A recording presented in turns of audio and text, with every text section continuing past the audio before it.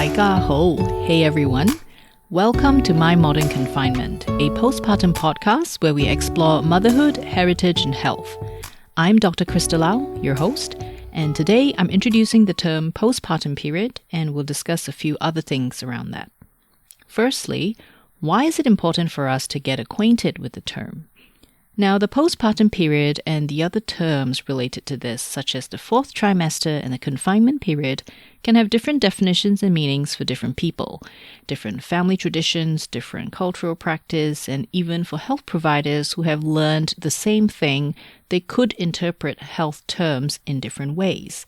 So it's important for us to be aware of these differences and learn to speak the same language so that you can have the best postpartum experience. Now, the highlights of this episode are, number 1, to learn what the postpartum period is. Number 2, to understand why the postpartum period is always evolving in terms of the definition and time frame. And number 3, to learn about these different stages that I talked about and how they're linked to your postpartum health. So pretty much an introduction to the fourth trimester and the confinement period.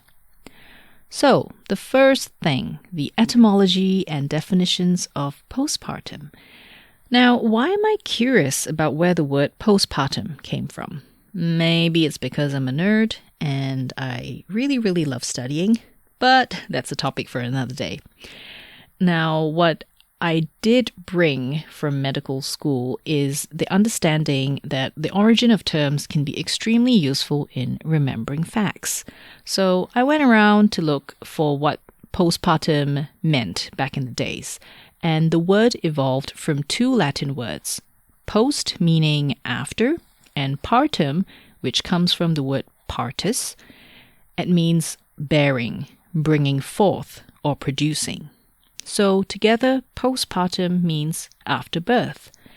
Now, in modern medicine, the postpartum period is defined according to the obstetrics guidelines of each country. Generally, it's 6 to 8 weeks after giving birth because that's the time the body takes to return to the pre-pregnancy state. But the evolving definition that many doctors are gravitating towards is up to 1 year after giving birth. So, most importantly, guys, for my book and this podcast, I'm using the definition of postpartum period as the 1 year after giving birth. That's the term that I'm choosing to use, so you guys will know exactly what I'm referring to when I say postpartum period in this podcast, on my website, and in my book. And just a little nugget for you guys, we've also got a few other names for the postpartum period in modern medicine. One is postnatal. Natal coming from the Old Latin word nasi, meaning to be born, and a second word called the puerium, Puerperium, a bit of a mouthful there really. This refers to the 6 to 8 weeks after childbirth when the female reproductive organs return to their pre-pregnancy state. So when you meet your health provider and they say postpartum, postnatal, the puerium, that pretty much all means after giving birth, all right? But again, for you to be sure, ask them exactly which term they're using and what they mean, okay? So that both of you are speaking the same language. Which leads me to the next why. Why is it important for us to know that different terms exist and to choose one to communicate with? So there are 3 reasons that I've come up with. The first one, as I just mentioned, is to be on the same page and to speak the same language. Now, clarity about which term you're using and what it means is very important for good communication between audience and presenter, just like you and me, so you know exactly what I'm talking about, between doctor and patient, everyone, your relationship with your doctor, as you know.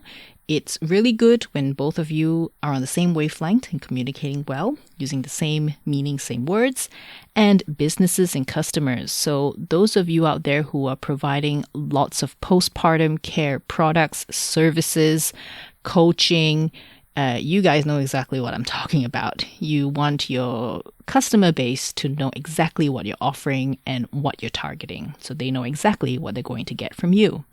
Now, the second reason is to reduce distractions from the topic or problem. So, to illustrate this point, let's talk about the postpartum period itself.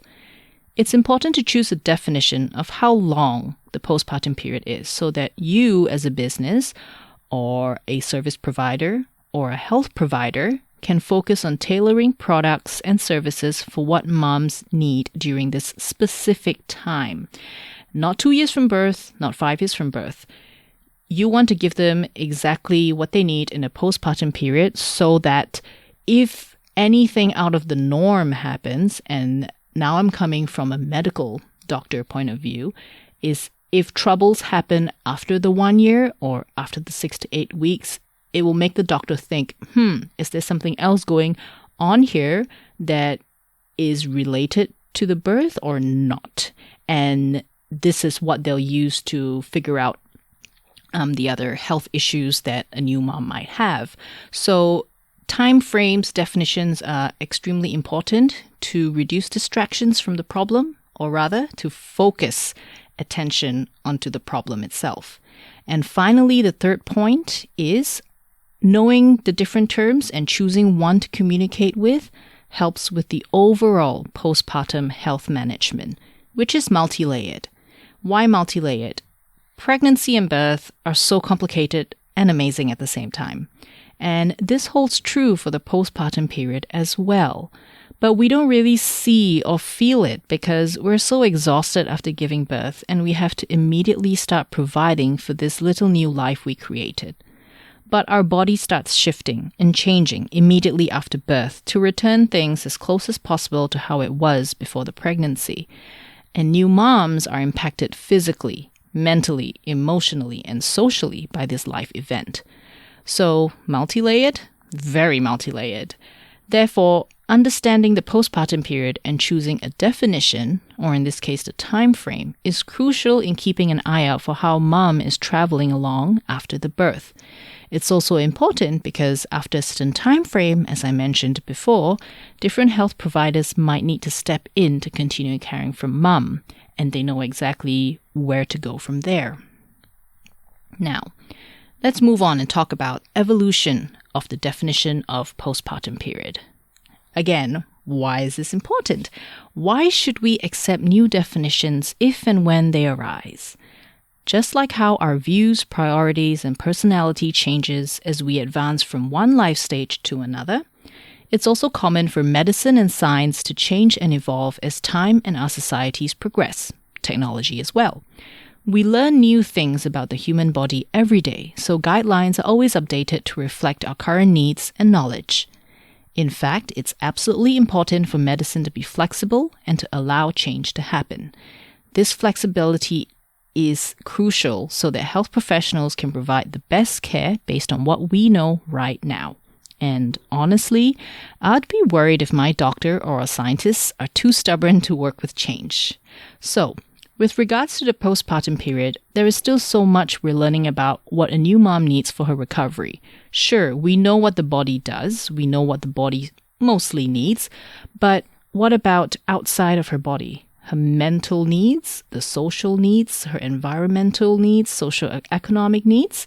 So what used to be streamlined care is now evolving to more personalized care based on where mom lives, the resources and social support available to her, her culture, and her identity. And, well, I could spend the rest of this episode listing things a new mom's health depends on, but let's not go there.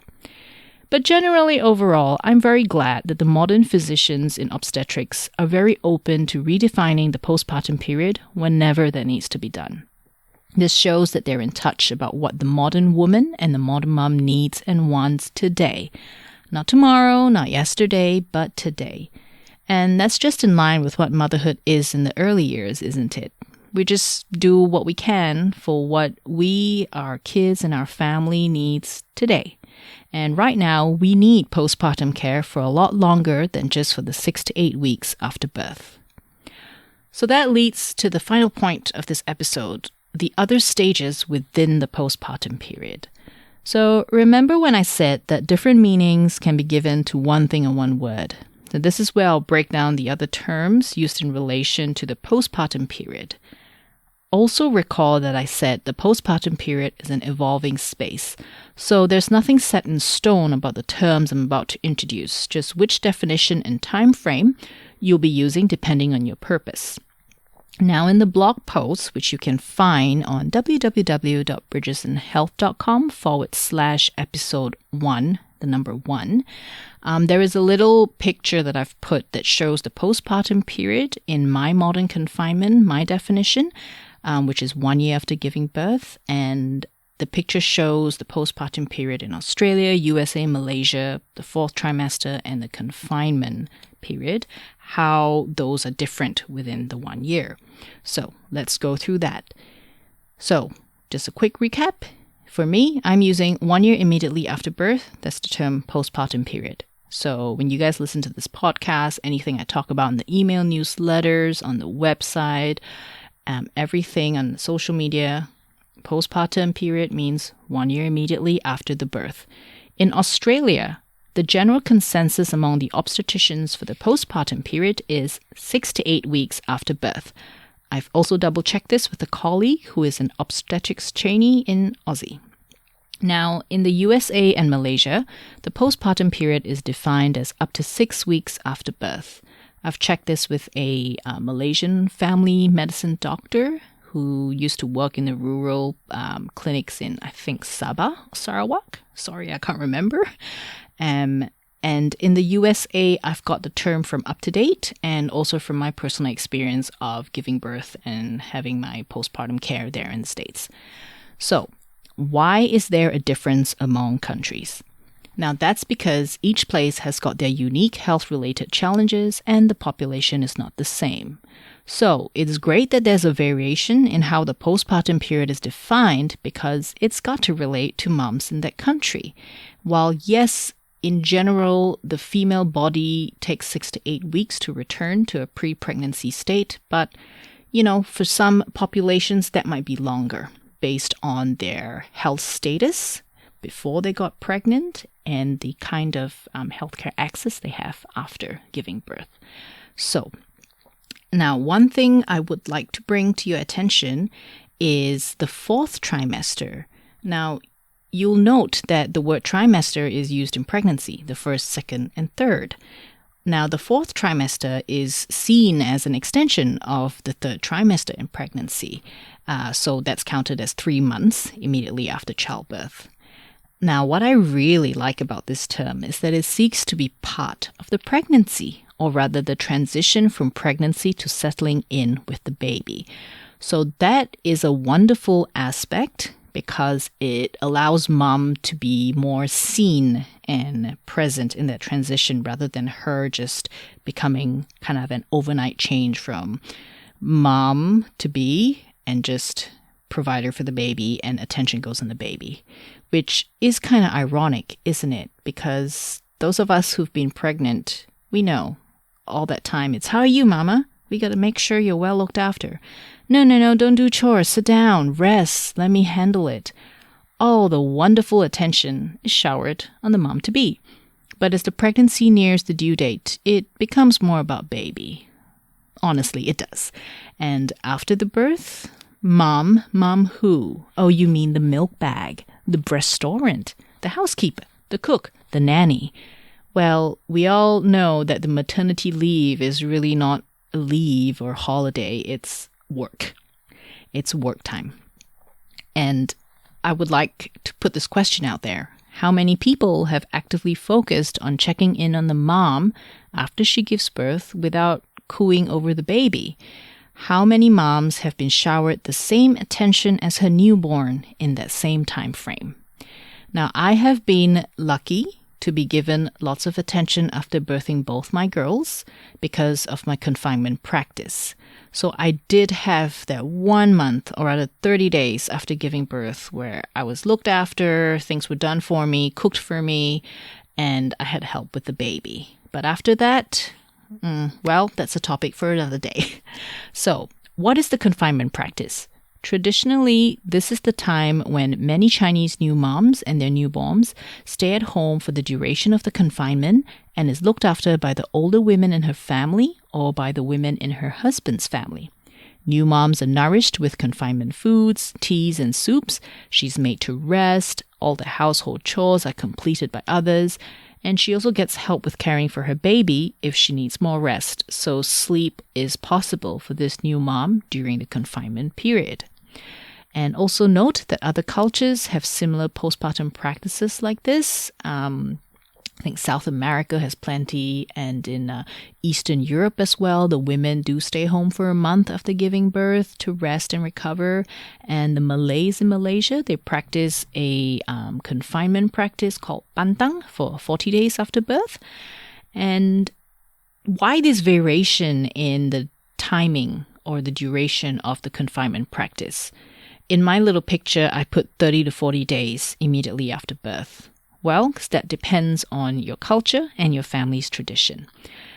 So the women in my family follows confinement for 30 days after birth. So once again, to be on the same page, guys, when I'm talking about confinement in this podcast, on my website and everywhere else, I'm talking about 30 days after giving birth. All right? So I hope that's been helpful. And the biggest conclusion for this episode is definitions are important. Always make sure you and your health provider, you and the business that you're engaging with, or the service doula coach that you're engaging with, that you guys are talking about the same thing so that you can get the best for you and get targeted care for yourself. Okay? So let's do a quick recap of the main points in this episode. There's 3 of them. The first is, it's important to define the postpartum period so that we're speaking the same language and to improve focus on the many layers of postpartum health. Number 2, the definition of postpartum period for this podcast in my book is 1 year immediately following childbirth. And number 3, the postpartum period is always evolving depending on the needs of mothers in the current era. All right? And there you go, guys. An introduction to the postpartum period and a touch on what the confinement practice is. So, if you've got any questions or want to share your story, send me a message on Instagram where you can find me at mymodernconfinement, or use the contact form on the website www.bridgesandhealth.com/contact. All the links are in the show notes and also in the blog post. So that's done and done, and I will see you guys in the next episode. Thank you for listening. Terima kasih.